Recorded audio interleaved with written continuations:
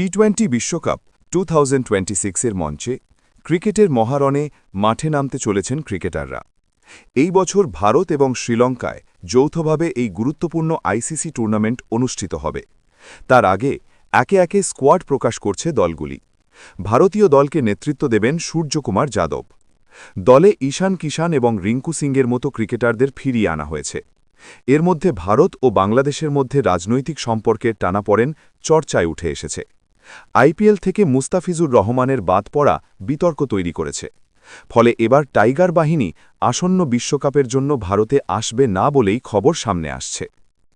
KKR থেকে মুস্তাফিজুর। গত বছর আইপিএলের মেগা নিলামে অবিকৃত ছিলেন মুস্তাফিজুর রহমান। তবে টুর্নামেন্টের মাঝখানে পরিবর্ত ক্রিকেটার হিসেবে দিল্লি ক্যাপিটালসে এসেছিলেন এই তারকা পেসার।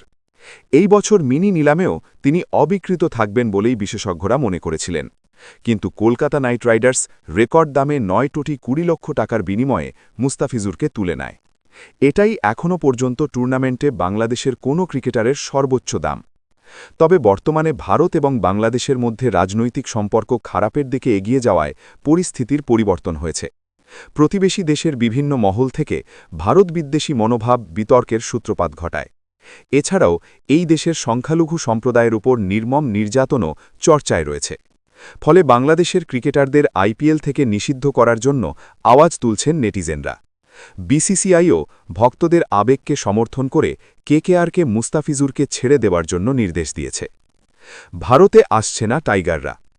আসন্ন টি-20 বিশ্বকাপ ৭ ফেব্রুয়ারি থেকে অনুষ্ঠিত হতে চলেছে। এই টুর্নামেন্টে বাংলাদেশ গ্রুপ সিতে নেপাল, ওয়েস্ট ইন্ডিজ, ইংল্যান্ড এবং ইতালির সঙ্গে অবস্থান করছে। টুর্নামেন্টের প্রথম ম্যাচে ক্যারিবিয়ানদের বিপক্ষে মাঠে নামবে টাইগাররা। এই ম্যাচটি কলকাতার ইডেন গার্ডেন্সে খেলা হবে। এছাড়াও গ্রুপ পর্বের বাকি ৩টি ম্যাচও ভারতের মাটিতে অনুষ্ঠিত হওয়ার কথা রয়েছে। কিন্তু মুস্তাফিজুর রহমানের আইপিএল থেকে বাদ পড়ার ঘটনায় বাংলাদেশ ক্রিকেট বোর্ড রীতিমতো অপমানিত বোধ করেছে। তারা এর যোগ্য জবাব হিসেবে এবার টি-20 বিশ্বকাপের জন্য ভারতে দল পাঠাবে না বলেই সিদ্ধান্ত নিয়েছে। উল্লেখ্য, পাকিস্তানের সাথে ভারতের সম্পর্ক খারাপ হওয়ার কারণে পাক বাহিনীদের ম্যাচগুলি শ্রীলঙ্কার মাটিতে আয়োজন করা হবে। ফলে বিসিবি কর্মকর্তারাও চাইছেন বাংলাদেশের ম্যাচগুলি শ্রীলঙ্কার মাটিতেই আয়োজন করা হোক।